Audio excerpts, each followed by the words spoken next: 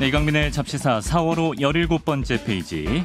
미식을 역사로 깨우친 미역 박광일 선생님을 모셨습니다. 선생님 어서 오십시오. 안녕하세요. 그 미역 그쵸, 미역국 맛있잖아요. 임금님 그 수라상에도 네. 미역국은 꼭 올라갔거든요. 예, 너무 약간 뇌전용 호를 부여받고 당황하신 것 같은데. 좋은데요, 미역. 예, 미역 선생님 반갑습니다. 자, 조선시대 직업의 세계를 들여다보는 조선잠 역사, 조선시대 통역사이자 외교관, 그리고 변호사, 연예인에 이은 네 번째 시간인데요. 지난 편들이 궁금하신 분들은 댓글창에 링크를 클릭해 주시면 되겠습니다. 선생님, 오늘은 어떤 직업 만나볼까요? 공개해 주시죠. 네, 오늘은 바로 조선의 요리사.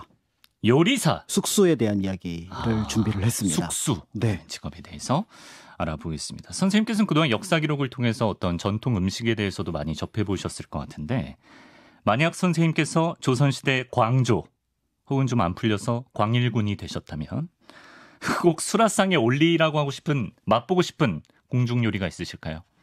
최근에 서양에서 고초가 들어왔는데 지금 우리가 먹는 떡볶음을 이 고초를 넣어서 새로 바꾸어 보면 어떻겠느냐라고 제가 사원에 명을 내리면 사원의 숙수들이 좀 놀라지 않을까요? 아니 떡볶음은 간장과 고기를 넣어서 고급스럽게 하는 것인데 이게 무슨 말도 안 되는 말씀입니까? 고초 같은 소리입니까? 그렇죠, 그렇죠. 예. 제가 제일 좋아하는 음식이 떡볶이라서 고추장 떡볶이의 맛을. 그렇죠. 이 떡볶이를 궁중에 도입을 해서 이걸 바탕으로 세계의 우리 궁중 요리의 빨간 맛을 알리겠다. 그렇죠. 위대한 맛을 알리고 싶습니다. 저는 만약에 왕이 되면 일단 신선로부터 주문하고 재료 싹 비운 다음에 그 신선로 그릇에 밥을 볶아 먹는 문화를 창시하고 싶습니다. 제가 항상 볼 때마다 밥 볶아 먹기 참 좋은 그릇이다라는 생각을 하거든요. 그렇죠. 뜨뜻하니. 우리나라는 어떤 음식으로 시작을 해도 결론은 볶아 먹어야죠. 밥을 볶아 먹어요. 볶음밥. 그러니까 이게 참 옛날에도 그랬는지 진짜 궁금한데 자료가 없어서. 볶아 먹었을 수도 있으려나? 쌈은 많이 드셨어요. 궁중에서도 쌈은 드셨었거든요. 그러니까 지금 우리가 음식과 관련된 연구를 할 때 가장 기초적인 연구가 그 시대에 그 음식 재료가 있었느냐라는 거거든요. 그렇죠. 근데 채소의 상당 부분은 근대에 들어온 것들입니다. 채소도요? 그렇습니다. 배추가 가장 대표적이고요. 그런데 그 가운데 조금 오래된, 그러니까 우리 전통의 채소라고 볼 수 있는 게 상추예요. 상추는 오래됐군요. 예, 그래서 그것과 관련해서 쌈, 이런 것들에 대한 얘기들은 예전 자료에서도 조금씩 등장을 합니다. 상추쌈은 있었다. 네. 자, 시작부터 구강이 좀 축축해지는데요. 이왕 음식 이야기 나온 김에 조선의 맛잘알 왕들을 잠깐 살펴보겠습니다. 먼저 세종대왕, 많이들 아실 거예요. 세종대왕이 유명한 고기 덕후셨다고. 고기 덕후라기보다는 고기를 드실 수 있는, 그러니까 체질을 가지고 계셨다고 보시면 될 것 같고요. 그러니까 조선 왕에 대한 오해가 이제 이 그 잡지사를 통해서 여러 자료를 통해서 보시면 아시겠지만 조선 초기의 왕들은 장군이잖아요. 그럼 기력을 쌓아야 되는데. 그러려면은 그러니까 단기간에 어떤 영양분이 많은 고기를 많이 들어야 했고 조선 초기 같은 경우는 사실은 그 조선에서 강무라고 하는, 그러니까 군사 훈련의 가장 대표적인 방식이 사냥이었습니다. 그러니까 이제 자연스럽게 고기를 많이 드셨던 거죠. 그런데 문제는 이제 이분이 또 효성심이 깊어서 세종께서 그렇죠. 이제 태종이 돌아가고 3년상을 치르고 이러면 소선, 그러니까 음식 가짓수를 줄이고 좀 뭔가 조금 식사를 덜 하실까봐 태종께서 이제 후대 왕은 고기를 꼭 먹여야 된다라는 유언을 내 아들부터는 남기신 덕분에 그 덕분에 이제 세종대왕이 자연스럽게 우리가 알고 있는 고기 덕후로서 이름을 널리 알리시게 되었습니다. 공백기 없이 고기를 꾸준히 섭취하셨다. 자, 이것도 재밌네요. 광해군 일기를 보면 잡채를 많이 만들어서 바친 신하에게 벼슬을 내렸다는 기록도 있다고요?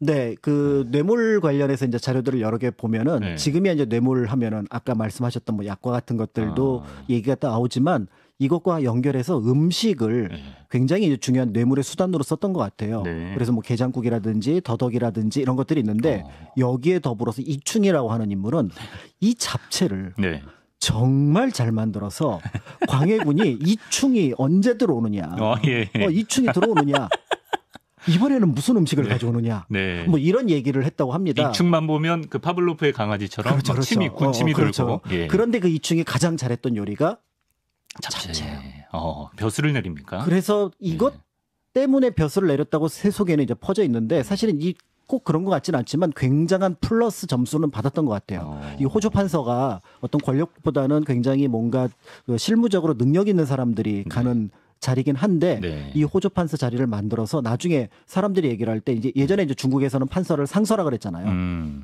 잡채 상서. 그러니까 지금으로 치면은 잡채 장관. 예. 저분 잡채 장관이야. 저도 cep쩝 박사 소리 좀 듣거든요. 그러니까요. 그런 느낌이에요. 예. 그리고 나중에 이제 한효순이라는 분은 더덕 요리를 많이 만들어서 저분은 더덕 총리야. 더덕 총리. 좌의정까지 갔었거든요. 뭔가 기분 나빠. 이런 어떤 느낌이었었는데 네. 다만 이제 이때 잡채는 당연히 당면은 없었을 거고요. 그러니까 이제 채소하고 약간의 고기를 묻혀내는 것이었으니까 굉장히 고급스러운 음식이었겠구나. 이렇게 생각을 하고 또 보시면 좋을 것 같습니다. 재미네요. 그 밖에도 저희 에디터가 맛잘알 왕들을 몇 명 더 뽑아왔는데요. 이 부분은 제가 짧게 좀 소개하고 넘어가겠습니다. 먼저 영조. 영조는 고기를 멀리하고 잡곡밥을 먹었으며 채식을 위주로 소식을 해서 이런 식단이 영조의 장수비의 일 아닌가 이런 이야기가 있는데 요즘 뜨고 있는 소식좌라고 보면 되겠습니다. 그리고 이제 영조가 고추장을 좋아했는데 놀랍게도 영조에게 처음 고추장을 소개한 사람이 사도세자. 그렇죠. 아버지에게 고추장을 알려드렸군요. 그러니까 이제 그 고추장이 그러니까 고추가 처음 들어왔을 때는 지금과 다르게 이 붉은색이 약간 부담스러웠다고 합니다. 색깔 자체가요? 그렇죠. 우리가 지금 예를 들어서 파랑색 음식은 네. 그 식감을 완전히 떨어뜨리는 검정색이나 그렇죠. 파란색. 그래도 검정색은 짜장면 덕분에. 그렇죠. 네네. 그런 느낌. 근데 이 붉은색이 그런 느낌이어가지고 처음에는 이거를 색을 누겨서 약간 검은빛이 돌도록 했다고 하는데 네. 이제 그런 과정에서 고추장을 만들었던 것 같아요. 그러니까 간장과 고추장, 된장은 그러니까 간장, 된장은 같은 베이스지만 고추장은 전혀 다른 메커니즘으로 만들어낸 그렇죠, 장이거든요. 그렇죠. 예. 근데 요게 이제 요때쯤 만들어졌고 그러다 보니까 요게 이제 밥맛이 없을 때. 영조는 그렇게 물 말아서 밥을 많이 먹어. 물 말았어? 밥맛 없을 때 근데 물 마르는 게 정석이긴 해요. 그런데 거기에 사실 우리가 이제 그 고추장하고 짠지 하나 풋고추 하나 있으면 그 끄떡 없잖아요. 그쵸. 이 맛을 깨우쳤군요. 느끼신 거죠. 그래서 이 고추장과 관련해서 제가 찾아본 자료 중에서 가장 오래된 기록이 영조 때 기록으로. 영조. 네, 요 기록으로 등장을 합니다. 그렇습니다. 야시광도 있습니다. 바로 고종인데요. 고종은 밤늦게 10시에서 12시 사이에 저녁을 먹고 새벽 3시쯤 잠들었다고 합니다. 야식으로 즐겨 먹은 음식은 냉면이었다고 하는데 그래서일까요? 고종은 말년에 소화불량에 시달렸다고 하네요. 이거는 뭐 100%라고 봅니다. 네, 냉면은 워낙에 이제 많이 알려져 있고요. 네. 그래서 냉면이 이제 고종이 많이 드시니까 자연스럽게 사람들 사이에 그 냉면이 뭐야? 특히 이제 이게 그 이북 음식이잖아요. 평안도 함경도 쪽에서 많이 그렇죠. 드시는 음식인데 이 음식을 이제 고종께서 드시니까 자연스럽게 그 냉면에 대한 수요가 높아지게 되고 그러면서 근대에 있어서 물론 이제 효종갱 같은 조선시대에 뭐 배달 음식이 있었다라고 하지만 이건 아주 특별한 케이스고 일반적인 대중의 배달 음식의 최초는 냉면입니다. 그렇군요. 나중에 이제 음식 관련된 얘기를 한번 하게 되면 이 냉면 그러니까 얘기도 지금 짧게 가려고 했는데 얘기거리가 너무 많아. 할 수 있는데 이 냉면이 그러면서 유행을 하게 되고 사실은 이게 이제 겨울 음식이잖아요. 그렇죠. 1900년 전후에 제빙기가 들어옵니다. 겨울에서 여름으로 갈아타요. 사시사철 가는. 그러면서 자연스럽게 우리는 냉면을 여름 음식으로 기억하고 있지만 조선시대 평안도나 함경도 분들은 무슨 얘기야 냉면은 겨울 음식이지. 그 동치미 한 얼음에다가 국수 쫙 말아가지고. 네, 알겠습니다. 그 밖에 사슴꼬리를 좋아하셨던 연산군 얘기도 있고 얘기거리가 많네. 다음에 또 음식 특집으로 한번 가시죠. 네, 조선시대 음식 얘기 되게 재밌는 게 양반들이 들었던 그 메뉴 이런 것들, 그러니까 궁궐 음식 말고 이런 거 보면은 어떤 건 좀 찡하고 또 어떤 건 재미있고 또 그런 부분들이 있습니다. 오랜만에 맑은 눈의 광인을 제가 언뜻 봤습니다. 자, 궁중요리사 이야기 본격적으로 하기 전에 수라상 얘기도 해보면 좋을 것 같은데 선생님 우리가 이제 수라라고 하면 전국에서 올라온 진상품으로 만든다, 차린다라고 알고 있는데 맞나요 이거는? 기본적으로 진상품을 바탕으로 하고요. 그렇지만 이제 전국에서 들여왔던 다양한 재료들은 또 별도로 구하는 방법을 통해서 구하기도 합니다. 그런데 이제 이 진상이라고 하는 것과 수라라고 하는 것들을 연결해서 보면 음식의 정치를 짐작해 볼 수가 있는데요. 정치. 내가 예를 들어서 지금 2,000쌀을 먹는다. 그럼 2,000사람들의 노력을 먹는 거예요. 예를 들어서 통영에서 굴이 올라온다. 아니면은 전복이 제주도에서 올라온다. 그러면 통영과 제주도 사람들의 정성을 먹는 겁니다. 그러니까 수라상은 한편으로는 좁게 보면은 임금의 음식이지만 넓게 보면은 그 음식을 통해서 내가 통치하고 있는 다스리고 있는 나라의 사람들과 그 생산물 이런 것들을 느낀다는 점. 그래서 음식이 가지고 있는 것들에 대해서 우리가 미처 요즘에 놓치고 있는 것 중에 하나가 바로 원산지거든요. 원산지. 그러니까 우리가 보통 뭐 신토불이라고 해서 국산을 애용하자 이렇게 얘기를 하는데 그걸 떠나서 네. 사실은 그거를 생산하고 만들었던 사람들을 왕은 생각을 했던 거죠. 그러니까 우리가 수라상은 아니지만 네. 먹으면서 이 과정에서 어떤 사람들이 노력이 들어갔을까 이런 것들은 지금도 생각해 보아도 괜찮지 않을까. 왕께서 우리 고장의 음식을 드셨다네 이러면 또 이제 자부심이 되는 그렇죠. 거고. 그래서 진상에 대한 오해 중에 하나가 네. 가장 탁월한 음식이라고 생각을 해요. 아, 아닙니까? 그렇지 않습니다. 그러니까 음식 재료는 곳곳에서 올라오는데 예를 들어서 여기서 올라오는 음식은 네. 여기 토질에 맞는 음식인 거고요. 네, 그렇죠. 거친 땅이면은 거기서는 뭐 잡고기라든지 아니면 사냥을 해서 얻은 고기가 될 거고요. 비옥한 곳이면은 곡식이 쌀이라든지 이런 것들이 올라올 것이고요. 그렇죠. 바닷가라면은 생선류가 올라올 그렇겠죠. 것이니까 네. 그것이 높고 낮음이 있는 것이 아니라 그 지역에서 진상을 했다 그러면 보통 그 시기에 가장 먼저 나오는 음식. 그러니까 예를 들어 이천에서 쌀을 진상했다라고 하는 거는 네. 이천 쌀이 좋아서도 그렇기도 하지만 가장 일찍 익는 벼입니다. 각 지역의 제철 음식. 그렇죠. 이제 그렇게 음식을 접근하는 것도 중요하지 않을까 또 이렇게 생각이 듭니다. 수라상은 몇 첩 반상이었나요? 보통 몇 첩 반상 드셨어요? 저요? 네. 저는 뭐 한 4, 5찬 정도. 4, 5찬. 예.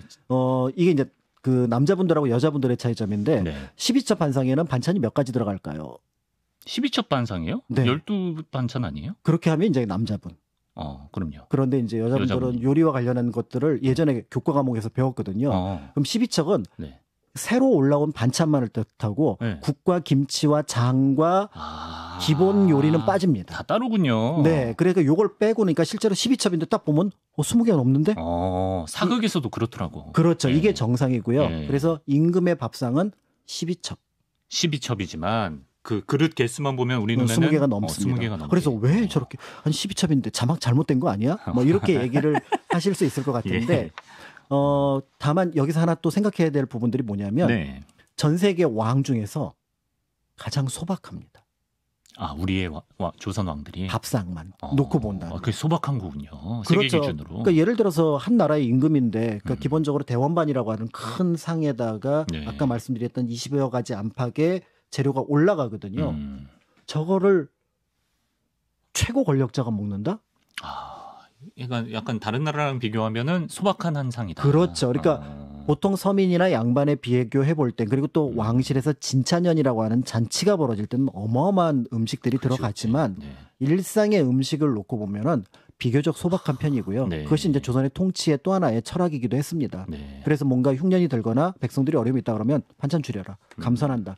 예, 이런 것들도 일반적이었다고 볼 수가 있는데 이제 그런 모습들을 수라상에서 같이 생각을 해보게 되는 거죠. 하긴 유럽 어느 나라 가면 뭐 식탁 길이만 막 몇 미터 막 이렇게 되니까. 그렇죠. 뭐 예. 중국에 가면 그 유명한 만한전석, 만주와 한족의 음식들을 쫙 펼쳐놓고 뭐 임금 황제가 젓가락도 되지 않은 음식이 수두룩하다.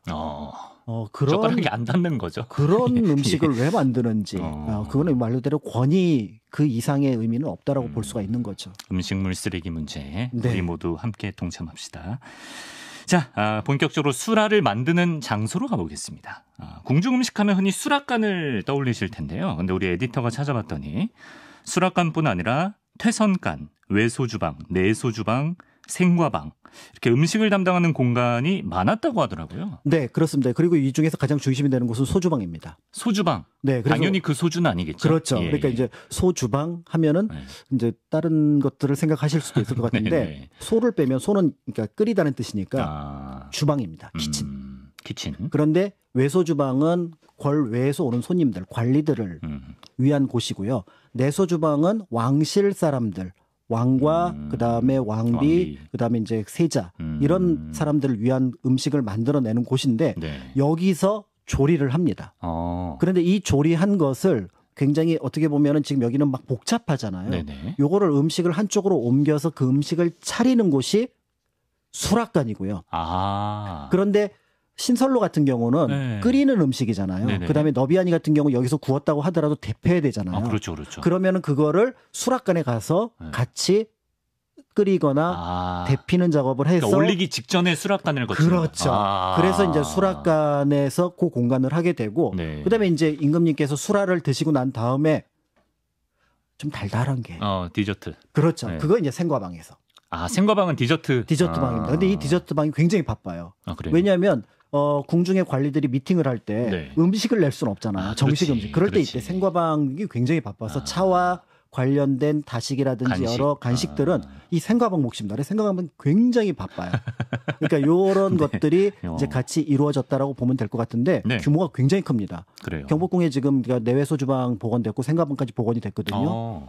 규모가 어지간한 전각, 그러니까 관청의 전각보다 훨씬 더 크거든요. 야. 그거는 이제 그만큼 궁궐에서 음식을 많이 만들어야 됐구나라는 것들을 짐작해 볼 수가 있습니다. 그럼 혹시 지금의 그 특급 호텔처럼 뭐 고기를 담당하는 부서, 그렇죠. 생선을 이렇게 분업이 되나요? 이걸 각색장이라 그래요. 각색장? 네, 각색이라고 하는 거는 각 영역을 담당하는 네.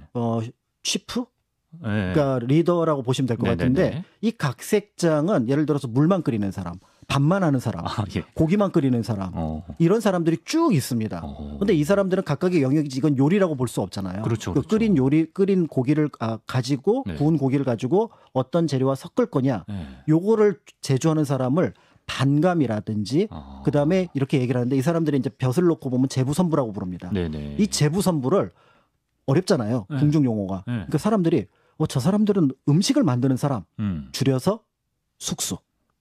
그래서 숙수. 예, 그래서 각색장을 숙수라고도 하지만 각각의 네. 영역을 가지고 있는 사람들을 하지만 네. 이 사람들을 총괄하는 사람을 숙수라 그러는데 네. 이 각색장을 포함해서 궁궐에서 음식을 만드는 사람은 380명입니다. 380명. 근데 이교대로 돌아가니까 190명 정도가 190명 들어가는데 항상 있다는 거야. 이 중에 네. 15명이니까 역시 이교대로 돌아가면 67명이 이들을 총괄하는데 이 67명의 총괄자가 우리가 숙수라고 얘기를 하는 사람이고 마스터 셰프 밑에 뭐 수셰프 약간 이런 느낌. 그렇죠. 이 숙수 중에서 항상 스탠바이 대령하고 있다. 대령 숙수. 그래서 대령 숙수가. 대령하고 있어서 대령 숙수구나. 그렇죠. 그러니까 네. 사실은 숙수 중에 특별한 역할을 가지고 있다기보다는 네. 그 당시에 당직 셰프가 대령 셰프, 대령 숙수라고 볼 수가 당직 총괄 셰프 약간 이런 느낌. 이렇게 볼 수가 있습니다. 재밌네요. 드라마 대장금 이야기를 하지 아니할 수 없습니다. 홍시맛이 나서 홍시라고 했었는데 왜 홍시냐고 하시면 어찌하옵니까? 같은 그렇죠. 수많은 명장면을 만들어낸 그렇죠. 예, 전설의 드라마 아니겠습니까? 근데 이제 장금이가 수락관 궁녀라는 게 이제 픽션이라는 건 많이들 알고 계신데 의녀로 나오죠. 나중에는 의녀가 되죠. 네. 실록에는 의녀로 나와요. 기록에는 의녀로 나오고. 장금이 그 서장금이었는데 나중에 대장금으로 성을 바꿔서 의녀가 이제 그 중종에 간호를 했다. 요 기록은 실록에 나옵니다. 요리랑은 전혀 상관없는 그렇습니다. 요리고. 그런데 이게 놀라운 게 있습니다. 실제로 궁중의 메인 요리사격. 그럼 아까 말씀하신 숙수가 되려나? 그렇죠. 남자였다고요. 그러니까 소주방, 주방에서 일을 했던 사람들은 숙수가 되는데 네. 아까 수락관하고 퇴선관 있잖아요. 네. 이 수락관하고 퇴선관은 뭐냐면 음식을 차리고 음식을 물리는 자리입니다. 여기에 네. 숙수들이 막 땀 뻘뻘 흘리면서 임금님 제가 이번에 요리 맛있는 거 했습니다. 그러면 약간 모양 분위기가 좀 어색하잖아요. 예. 그리고 사실은 이 숙수는 출퇴근을 하거든요. 그러니까 이들을 총괄할 매니저가 필요하죠. 이분들이 수락관 상궁이고요. 이 수락관 상궁들을 보조하는 분들이 수락관 나인들이 됩니다. 장금이도 나인. 그러니까 역할 분담이 있는 거예요. 그런데 이분들이 그런데 예를 들어 숙수가 없는 때가 있을 거 아니에요. 네. 그럴 때는 음식을 만들어야 됩니다. 네. 그러니까 매니저지만 기본적으로 요리는 할 줄 알아야 돼. 굉장히 탁월하게 할 줄 아는 분들이 네. 나인인데 네. 기본적인 음식은 숙수들이 하고 보통은 차리고 매니저 역할을 하는데 이분들이 이제 상궁 나인이고 그러니까 역할로 보면 9대1 정도 숙수가 9 그다음에 이제 상궁이 1인데 네. 문제는 이 음식이 만약에 왕과 왕비, 세자와 세자빈에게 간다. 네. 이거는 국가와 관련된 굉장히 중요한 그렇죠. 관리 품목이 됩니다. 네네. 그러니까 이거를 총괄하는 사람은 또 별도로 있어요. 뭐 직함이 있나요? 내시부에 네. 가장 높은 우두머리를 네. 종 이품의 상선이라고 하거든요. 상선. 그래서 우리가 드라마 보면 상선영감 하면서 상선영 맨날 이렇게 음침한 눈으로 장항선 배우 막 이런 분들이 맞습니다. 왕의 남자에서 보면은 네가 좀 연기를 하느냐 뭐 이러면서 하고 그다음에 모든 드라마의 상선이 항상 그 정보의 핵심에 있잖아요. 맞아요. 근데 그 상선이 사실 두 분이에요. 두 분. 한 분은 임금 옆에서 네가 연기를 할 줄 아느냐 뭐 이런 분이 있는가 하면은 한 분은 지금 어디가 있냐면은 주방 가 있어. 그러시군요. 선자가 음식 선자입니다. 임금의 음식은 국가에서 가장 중요한 거거든요. 그렇지. 그러니까 이 모든 영역을 총괄하는 책임자는 상선이고요. 현장의 매니저는 상궁이고 요리를 직접 하는 사람은 숙수고. 요 메커니즘으로 궁궐의 야. 요리 시스템이 돌아갑니다. 그러니까 생각보다 그 궁중 요리를 만드는 그 사람들의 성비를 보면 우리가 생각한 것보다는 남자들이 많았다는 건데 압도적으로 많죠. 압도적으로 많다고 합니다. 선묘조제 제경수연도라는 풍속화를 보면 그 성비를 우리가 엿볼 수가 있다고 하는데요. 저희 지금 유튜브에 띄워드린 그림에 동그라미로 이제 쳐놓은 사람들이 이제 다 남성이란 말이에요. 그렇습니다. 이제 지금 불을 지핀다거나 음식을 차린다거나 음식을 나르는 분들이 있는데 그 각색장 밑에서 일을 하는 또는 각색장일 수 있는 사람들입니다. 네. 이제 저 그림 제목이 좀 어려운데요. 선묘조 제제 경수연도라고 하거든요. 선조 임금 시절에 네. 여러 재상들이 어머니들을 위해서 연회를 베푸는 장면 정도로 해석이 되는데 네. 이 정도가 되니까 나라에서 요리사를 파견해 줍니다.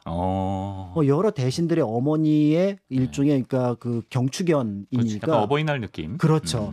그렇다면은 국가에서 요리사를 파견하마. 그래서 파견된 요리사들이 아까 그 그림 속에 등장했던 인물들이고 그분들이 요리를 하고 있고 네. 이제 나르고 네. 그다음에 안에 상황이 어떤지 지금 다 드셨어? 그럼 이제 또 다음 요리 네. 들어가고 요 그림을 묘사해 놓은 것. 지금 출장 요리하고 계시군요. 그렇죠. 예. 그러니까 궁중에서 파견한 요리사가 이제 현장에서 이제 역할을 하는 그런 어떤 모습들을 보여주는 거죠. 실제로 경국대전에 따르면 수락관에 있던 남녀의 비율이 14.2대 1. 정말 남성이 압도적으로 많았고요. 특히 이제 세종 때는 수락관의 출입 대전노비 388명 가운데 단 12명을 빼고는 모두 남성이었다고. 진짜 극강의 남초 직장이네요. 그렇습니다. 이게 이제 왜 그러냐면 네. 요리의 특성 때문에 그래요. 요리의 특성. 그러니까 지금 우리는 요리를 집에서 이제 보통 반가공된 재료를 그렇죠. 쓰잖아요. 그렇죠. 예. 근데 사람들이 그렇게 즐겨 먹는 고기 요리를 하려면 네. 뭘 잡아야 돼요. 그 동물을 잡아야죠. 그렇죠. 그러니까 소나 돼지는 네. 큰 데서 잡아온다고 하더라도 네. 닭이나 네. 꿩 같은 건 현장에서 잡아야 됩니다. 사냥을 해와야 된다. 아니 현장에서 그러니까 살아 있는 거를 도축을 해야 되는 거죠. 네. 그러니까 이게 일단 일반 사람들이 굉장히 부담스럽습니다. 모가지를 비트는 역. 그렇죠. 그러니까 지금 우리는 그 피를 보지 않고 음식을 먹기 때문에 고기를 물건으로 생각하지만 그렇구나. 요리사들은 생명에서 물건으로 바뀌는 그 중간 지점에 있는 사람들이에요. 근데 이 일이 생각보다 쉽지 않기 때문에 그래서 그 일을 남성들이 하게 되고요. 두 번째는 지금 마트에서 네. 장 좀 한번 보고 올라면 차가 바로 엘리베이터 앞까지 도착을 해도 낑낑거리면서 오늘 일은 다 했어. 그렇지. 예. 라고 하지만 네. 예전에 그거를 장바구니 들고 왔던 시절이 있었잖아요. 이걸 생각하면 요리 재료는 기본적으로 엄청나게 무겁습니다. 나물 다듬고 나면은 네. 한 줌밖에 안 남아요. 그거 다 맞아. 들고 와야 되는 네, 거잖아요. 네, 네. 이거 굉장한 근력이 필요하거든요. 전완근. 그렇죠. 예. 그리고 물 끓이고 뭐 하는 것들이 엄청난 어떤 근력과 그다음에 지구력을 바탕으로 한다는 점에서 네. 이게 남성들에게 적절했던 부분들이 있었던 거고요. 그런 의미에서 볼 때 이제 숙수들이 남성들이 많았고 네. 그런데 이제 여기에 또 한 가지 네. 가져서는 안 될 편견이 있습니다. 요리를 먹는 사람은 귀하고요. 요리를 만드는 사람은 천합니다. 요리를 만든 사람은 천하다. 예전엔 그렇게 생각을 했어요. 지금은 요리사 그러면은 굉장히 높은 그럼요. 어떤 그 세상 가장 고마운 분들. 그렇죠. 예. 그런데 그 당시에는 그렇게 생각을 해서 이 요리를 만드는 사람들을 보통 지금 대전노비라고 표현했잖아요. 이게 관노입니다. 관노요. 숙수가. 네. 그러니까 관노지만 벼슬에 올라갈 수 있는 거거든요. 그렇군요. 그러니까 그 역할을 하는 사람들을 남성으로 일단은 채우고 그리고 나서 이제 그 매니저 역할을 할 수 있는 사람은 상공 나인들이 네. 하는 이런 어떤 모습들을 볼 수가 있는 거죠. 그렇군요. 질문이 들어왔는데 그럼 대령 숙수도 예전에 우리 역관처럼 세습 이제 가문에서 세습되기도 하고 그랬나요? 세습도 되기도 했는데 이거는 네. 딱히 직역이 없습니다. 왜냐하면 이게 직역이 없는 이유는 뭐냐면 역관은 중인 계층에서 자신의 가문과 연결된 부분이잖아요. 네. 이 대령 숙수는 그러니까 숙수라고 하는 거는 네. 관노예요. 그러니까 들어가서 일을 배우는 겁니다. 네. 그러니까 노비로 들어가서 네네. 그러다가 너 요리에 좀 소질 있다? 그러면 들어와 이렇게 하는데 이게 이제 그 2교대라 그랬잖아요. 1년에 6개월은 궁궐에 들어가서 일을 하고요. 네. 6개월은 나가서 자유롭게 자기의 일을 할 수가 있는데 네. 이게 너무 힘든 거예요. 6개월이. 그래서 조선시대 나중에 중기 기록을 보면은 이 숙수들이 도망을 가버립니다. 아, 그래요? 도망을 가버려가지고 네네. 그래서 이게 이제 문제가 돼서 그 정원을 못 채우는 거예요. 그렇게 이제 그렇게 힘들었다고 하니까 누군가는 이거를 전달해주고자 했지만 사실은 이거는 가문보다는 어떤 관청, 사홍원이라고 하는 관청에서 네. 이 숙수들을 또는 이제 그 요리사가 있었던 곳이 또 봉상시라고 하는 제사를 담당하는 관청이 있었거든요. 네. 거기에서 계속해서 배출하려고 노력을 했다. 똑똑한 트레이닝을 거쳐서. 그렇죠, 그렇죠. 또 고든 램지 같은 분 만나면 이제 못 버티는 거거든요. 그렇죠. 그러니까 제가 보기에는 그 대장금 이후에 네. 그 2편을 만들어야 될 것 같아요. 궁중 요리. 네, 남자분들이 들어가 있는 진짜, 말 진짜. 그대로 진짜부터 뭐 밑에서부터 일을 하고 그다음에 상국 나인한테 막 깨지고 그다음에 상선이 와서 도대체 이 오늘은 뭐 하는 짓이야 막 이러고 네. 그러면 이제 막 고뇌하는 그러면서 뭔가 명품이 등장을 하는 그런 수락관을 부탁해 그렇죠. 이런 느낌으로. 네, 알겠습니다. 유명한 궁중 요리사 혹시 알아둘 사람 있냐고. 그러니까 관노기 때문에 실제로 그 이름이 남아있지는 않습니다. 네. 그런데 이제 그 남자로서 요리를 했던 인물 중에서 가장 대표적인 인물이 의외로 조선 태조 때 이인수라는 사람이 등장을 하는데요. 태조 때. 네, 이 이인수라는 사람이 음식을 잘 만들었다고 하는데 네. 태조가 이미 왕이 되기 전부터 전쟁터에 이분을 항상 데리고 왔던 거예요. 그래서 이인수가 밥을 해주어야 네. 이제 먹을 수 있었던. 태조의 필승 비결이군요. 그렇습니다. 예, 그러고 밥심. 이제 당연히 건국을 하고 나서 왕이 됐는데 네. 들어온 건데 아직 이때 숙수제도가 만들어지질 않으니까 네. 그냥 다른 관직을 준 거예요. 그런데 가만히 옆에 신하들이 보니까 네. 글을 할 줄을 알아, 신분이 높아, 정치도 안 해. 그리고 이 이인수라는 분이 맨날 심심하니까 이렇게 가만히 팔짱 끼고 있다가 음식 안 할 때 비잖아요. 네, 그렇죠. 그럼 밖에 나가서 놀고 이랬거든요. 그러니까 이제 이게 이제 그 빌미가 돼서 탄핵을 한 거예요. 그랬더니 이제 태조가 얘기를 할 때 저 사람이 하는 일이 나 밥 해주는 일이야. 그런데 그것 못한다고, 그러니까 다른 뭐 정치를 못하고 그렇지. 논다고 탄핵을 한다는 게 말이 되느냐? 그렇지. 앞으로 이인수 얘기하지 마. 왕의 입맛을 살려주는 역할인데. 그렇죠. 예. 그런 면에서 이제 조선 초기에 이인수라고 하는 사람을 통해서 이제 남성 요리사 계보가 만들어졌던 것 같고, 이게 이제 중국하고 좀 다른 부분인 것 같아요. 네. 세종 때 이제 잘 알려지진 않았지만 조선 초기까지 명나라에서 공여 요구를 했었거든요. 네. 그런 이제 공여 중에 궁녀를 보내라는 얘기를 했었어요. 근데 궁녀를 보내라는 요구 중에 어떤 게 있냐면은 네. 요리를 잘하는 궁녀를 보내달라. 라고 얘기를 한 겁니다. 그래요. 조정이 발칵 뒤집힌 거예요. 네. 실록에 이렇게 나옵니다. 네. 무릇 요리란 네. 남자가 하는 것인데 네. 궁녀를 어찌 보낸단 어찌 말이냐. 궁녀를 보냅니까? 그래서. 만약에 궁녀를 보내서 요리를 잘못한다고 하면은 네. 그거는 또 나라의 큰 누가 되지 않겠습니까? 그렇죠, 라고 논의해서 그 결과는 어떻게 됐는지 나오지 않지만 네. 이런 논의 장면이 나옵니다. 그러니까 조선 초기까지만 하더라도 세종연금까지만 하더라도 네. 너무나 당연하게 요리는 남자의 몫이라는 것을 알 수 있었습니다. 그래서 궁녀 보내라고 했을 때 당황을 했다. 네네네. 자, 여기까지. 음식편은 저희가 조만간 따로 한번 만들어야 될 것 같고요. 네, 재밌어요. 네. 조선 음식을 보면 조선 양반들, 그다음에 그 당시 우리가 생각하지 못했던 경제 생활. 그러니까 우리가 보통 시장 경제라고 하잖아요. 네. 조선시대는 선물 경제거든요. 그렇죠. 네, 물건으로. 프레젠트를 통해서 네. 경제가 운영이 됐었거든요. 그런 어떤 느낌도 이 음식을 통해서 살펴볼 수가 있습니다. 네. 참고로 제가 조선시대 강조나 강종이었다면 저는 매일 수락관에 제육을 올리라고 하는 제육왕이 되었을 것 같습니다. 라고 원고에 써 있어서. 그런데 아마 바로 수락관에서 발칵 뒤집혔을 거예요. 왜요? 확 던지면서. 네, 그렇죠. 조선에서 네. 돼지고기 요리라니요. 그래요? 돼지고기 거의 안 했어요. 너비아니도 그럼 소고기입니까? 소고기죠. 조선에서 요리는 그래서 조선 사신들이 명나라에 도착을 하면은 네. 제일 먼저 명나라 황제가 네. 영락제가 야 조선 돼지고기 못 먹으니까 네. 소고기 준비해라. 그랬더니 막 옆에서 궁시렁 했겠죠. 여기서 끊고 음식 특집 마련해서 요전법 스킬 쓰겠습니다. 여기서 끊고 여러분 유료 결제하세요. 더 이상 듣고 싶으면 잡지사 구독하시고. 잡지에서 유료였어요. 아닙니다. 무료 구독해 주시고 음식 특집에서 한번 이런 거 한번 풀어보겠습니다. 조선 잠역사 궁중요리사에 대해서 오늘 알아봤습니다. 박관일 선생님 고맙습니다. 감사합니다.